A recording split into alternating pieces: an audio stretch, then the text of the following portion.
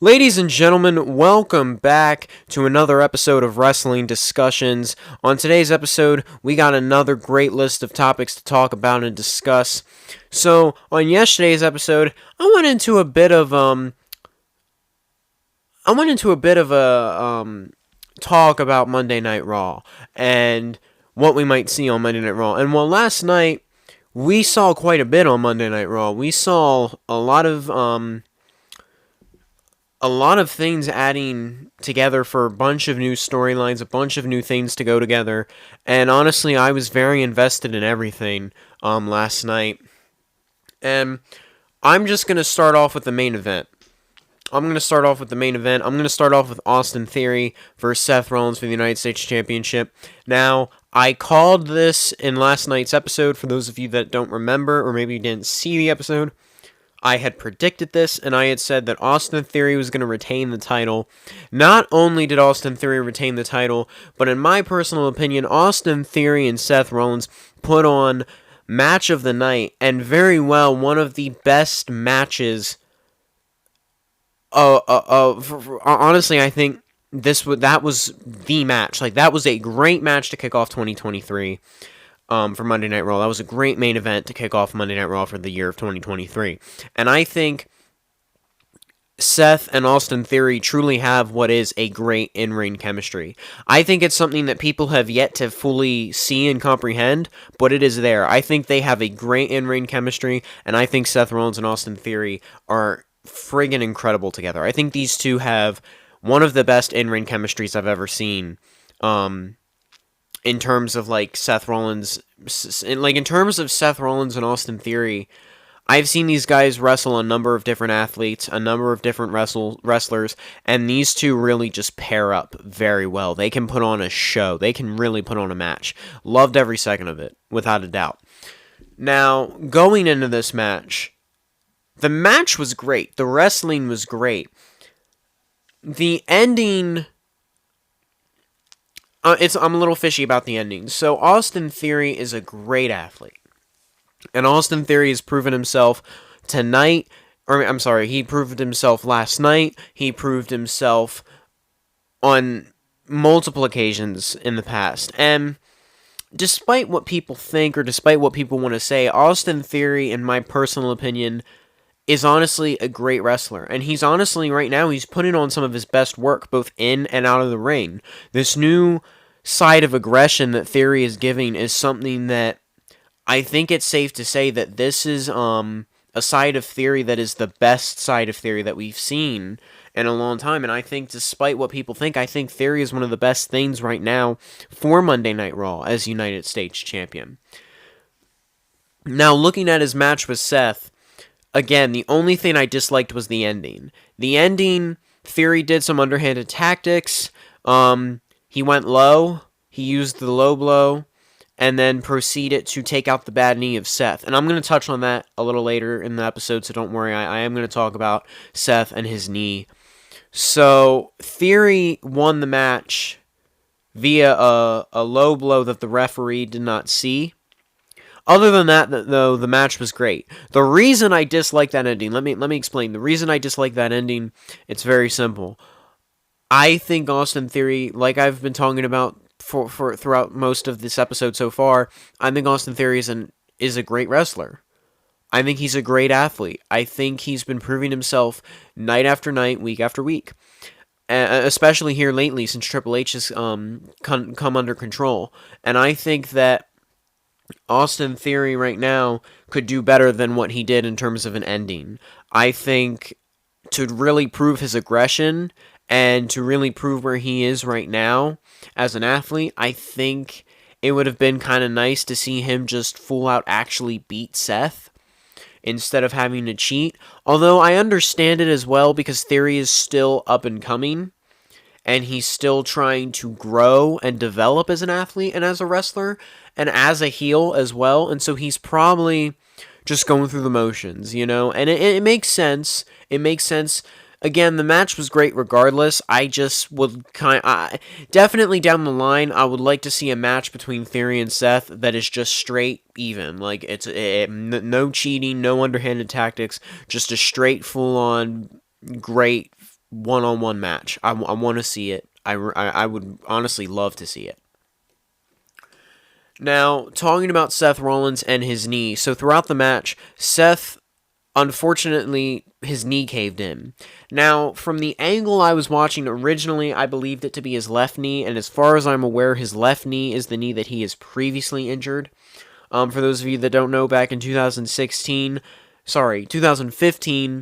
initially, Seth Rollins had suffered a torn ACL, MCL, and meniscus. Yes, I know, it's pretty much just like Logan Paul. And he was out for a very long time, came back, and honestly, he put on a great match. He's been putting on great matches ever since. Now, even though his knee caved in, he still put on a great match. Him and Theory still had a great match despite the knee injury. Well, maybe not. Maybe it's not an injury. It could potentially be a work. Now, as I was looking at the camera angles again, I noticed that this was actually his right knee, and I noticed his right knee, he could barely put any pressure on it. Again, I don't know if it's a work or not. I don't think it's a work, just because the way he was limping and the way his knee caved in, it looked too real to me. Although it also could be a work, considering that Theory did deliver I forget what the move is called, but he did target the knee afterwards to win. And a chop block. That's what he did. He did a chop block to the knee. And so there is potential that this was a work. There is potential that Seth is completely fine.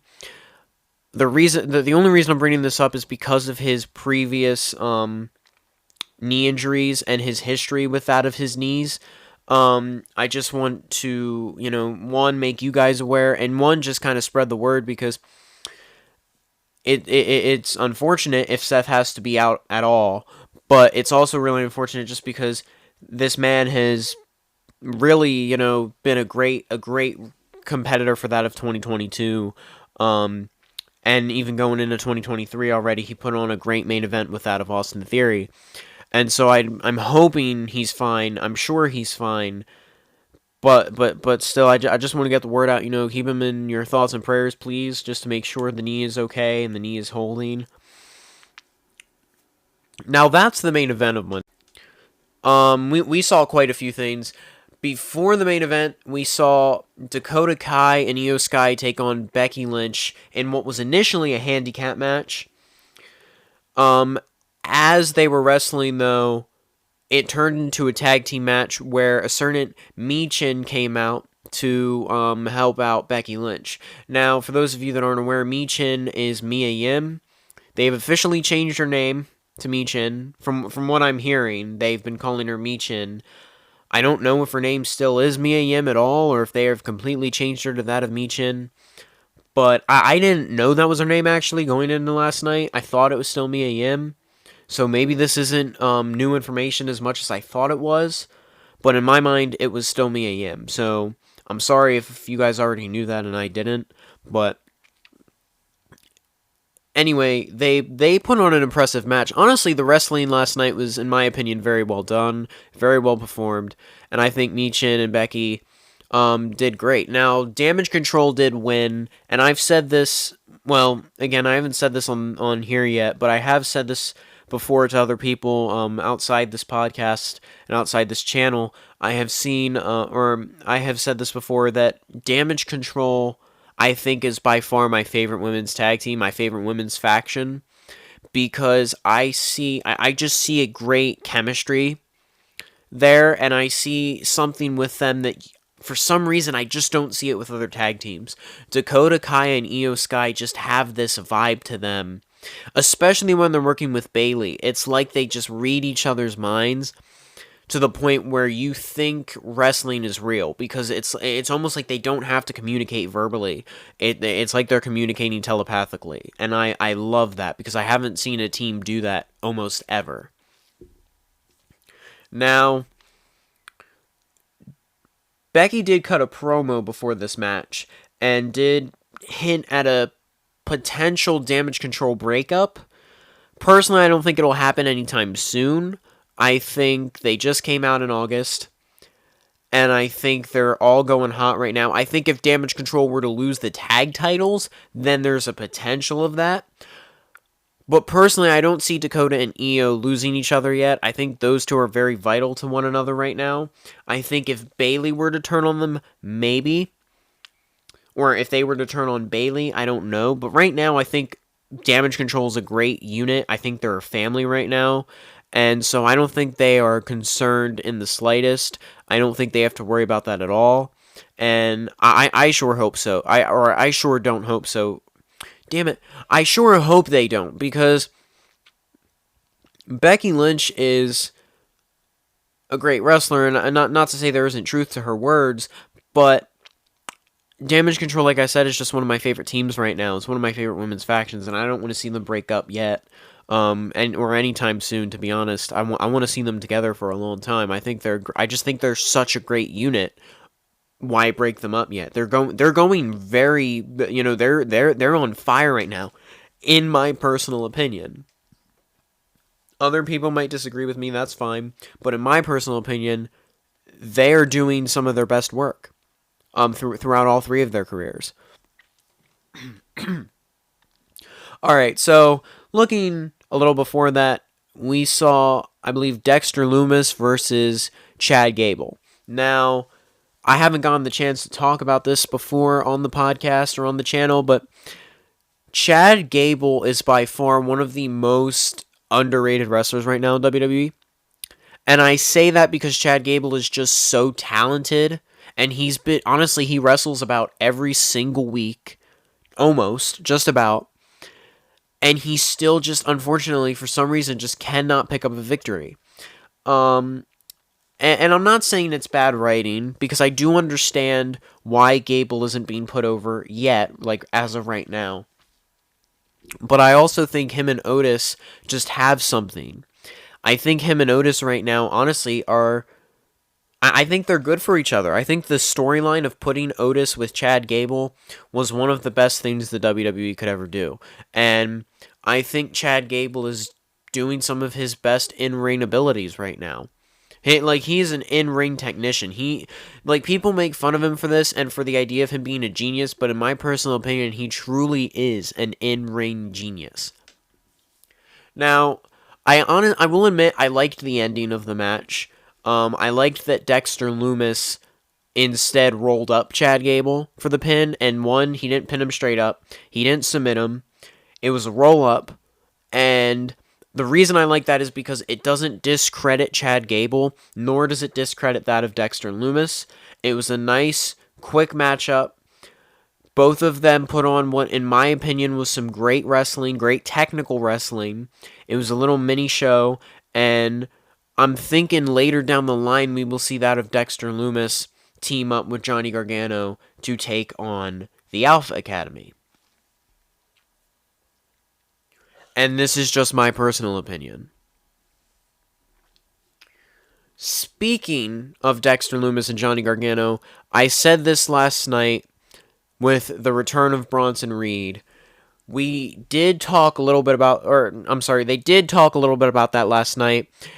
Not sure if Bronson Reed is still working with that of The Miz, but they did talk about his return. Not sure exactly what date he'll be back. I think it might be next Monday. Don't quote me on that. But Bronson Reed is apparently back in action in the WWE officially, which is great. I'm very grateful and glad to hear that. Now, going back again, still on the topic of Monday Night Raw, we saw the Usos the Bloodline, I should say, completely take over Monday Night Raw, just like they did 2 weeks ago, and they took over the show. Now, Adam Pearce scheduled 2 matches. Adam Pearce was obviously very frustrated that the Bloodline once again took over their show. And so for last night, he decided to put every single member of the Bloodline in a match. Now, this was split up into 2 matches. One match was the Usos and Sami Zayn versus Kevin Owens and the Street Profits.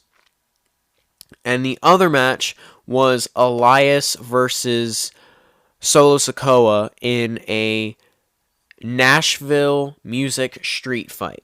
Now, the street fight was very entertaining in my opinion, and honestly, I think Elias did very well. And I think Solo did very well. I think both wrestlers, this gave them a chance to show off their skills and abilities to a further degree, and I think this really allowed them to show their legitimacy in that of WWE. And I'm very proud of both wrestlers in that match. Now, looking at what we saw during the match, the musician known as Hardy had been front row. He is performing live at the Royal Rumble January 28th, and so he was front row, was given front row tickets, and he then, while Elias was down, he proceeded to hit Solo Sikoa from behind with a guitar. Now, obviously, this was planned, this was scripted. Don't think it wasn't, but it was scripted, and my theory on this is either they're going to attack, the Bloodline is going to have issues with Hardy at the Royal Rumble, preferably like when he's doing his performance, like they're going to shut him down or something, I don't know. Or maybe it was just a one and done, I'm not too sure on that. But Solo Sikoa did pick up the victory over Elias, and it was a great match. It was very thrilling, and it put me on the edge of my seat every time, because some of the moves they did, like some of the angles and the shots that they did was just incredible. Like when Solo put to finish off the match, Solo performed the spinning solo to Elias through a piano, and broke the piano, and it was incredible.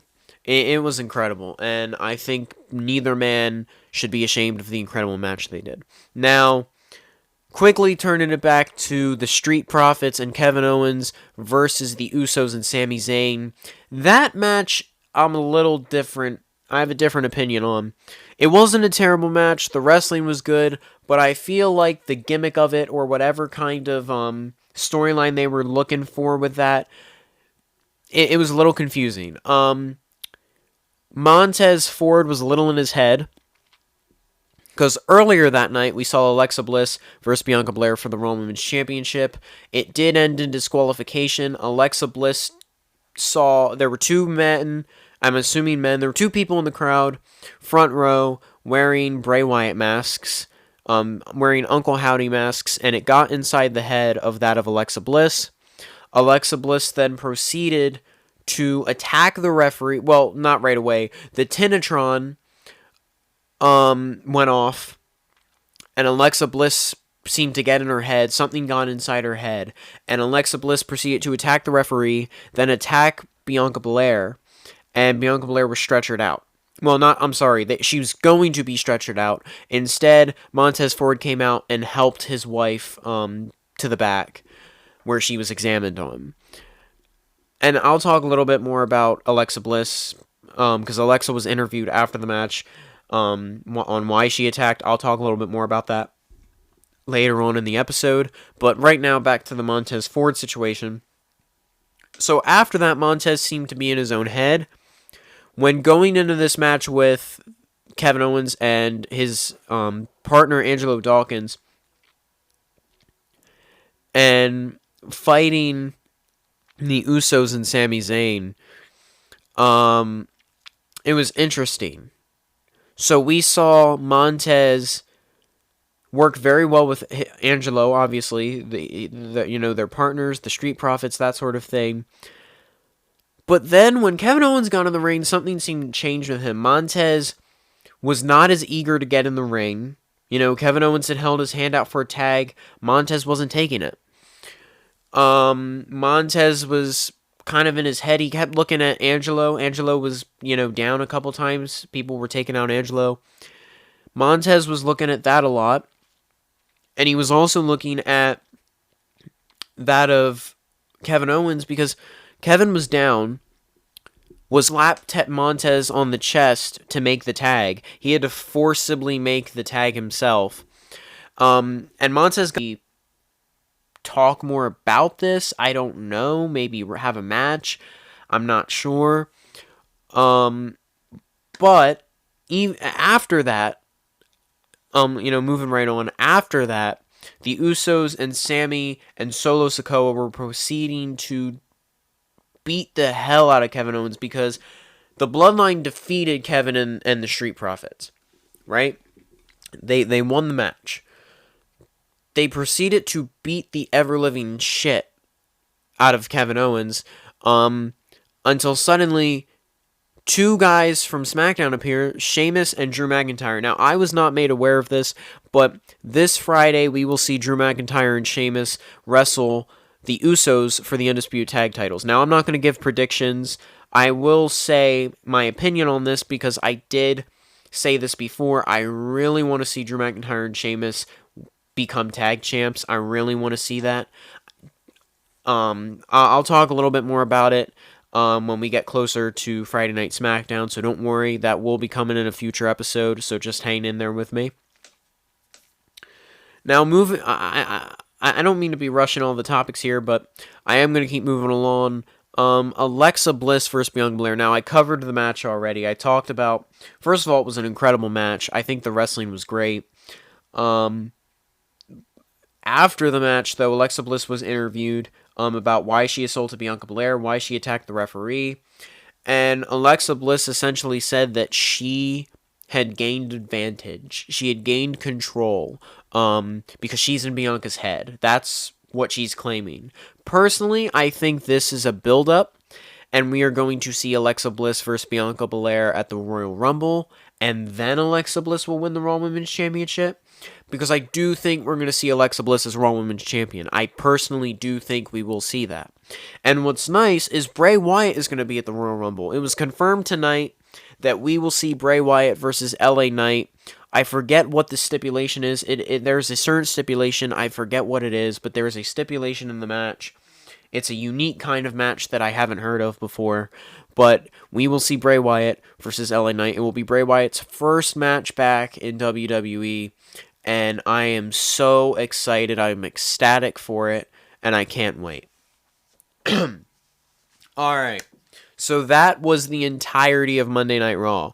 Now, tonight is NXT. Tonight is Tuesday. And there are two things that I want to discuss when talking about NXT. So Carmelo Hayes will be wrestling Apollo Crews tonight. Now, Apollo Crews is coming off of a loss to Braun Breaker for the NXT Championship.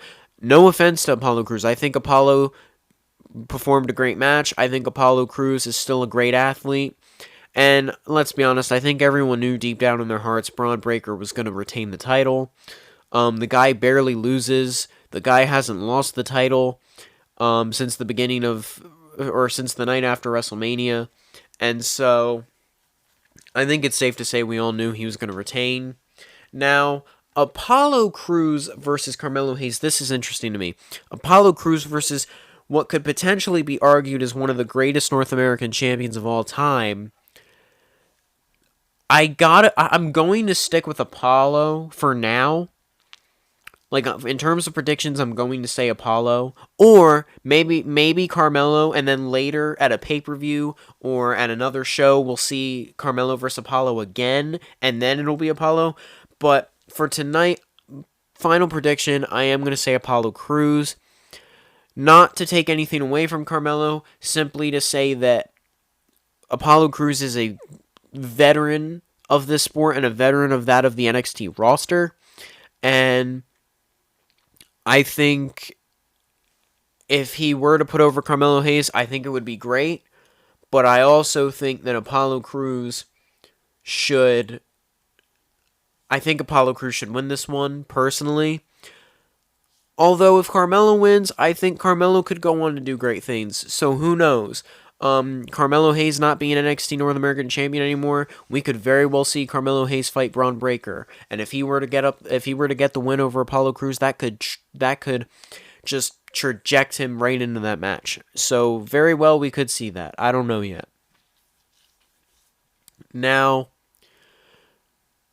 talking about Braun Breaker, we're also going to be seeing Braun Breaker going face-to-face with Grayson Waller tonight when he's on the Grayson Waller effect. I think that's what it's called. Whatever little mini show Grayson Waller has on NXT. They're going to be on there together face to face. Personally, I think Grayson Waller is one step ahead of Braun Breaker right now. Do I think Grayson Waller is going to win come New Year's Evil, which I believe is next Tuesday? I don't think so. I think we're going to see Braun Breaker retain the title and see him beat Grayson Waller. But then again, it could very well change. I don't know. I think Grayson Waller is unique to that of NXT. I think he's a one-of-a-kind in the sense that I've never seen someone get booed and have so much heat to that extent. Like, there is no liking this guy at all, in my opinion. Like, this guy puts on some pretty intriguing moves, and even then, I don't think this guy gets cheered. Like, this guy just gets nothing but booed. And so, this is going to be interesting. And I'm excited. I'm excited to, kind of see where this may go tonight in terms of these two facing off with one another, just due to the simple fact that Braun Breaker was the guy that kicked Grayson Waller out of the locker room, I think, over a year ago now. And so that's interesting to me to see that. And so I don't know. We could very well see a new champion in that of Grayson Waller, and this could just be what is considered long-term storytelling. Or we could also very well see Braun Breaker retain and move on to the next challenger. I don't know. But ladies and gentlemen, that's all I have for tonight. Only those two topics. In the next episode, well, I'm not going to give any spoilers, but I'll catch you guys in the next episode. Thanks for sticking around, and I hope you guys have a great evening. Thanks again for watching, and I hope you enjoyed it.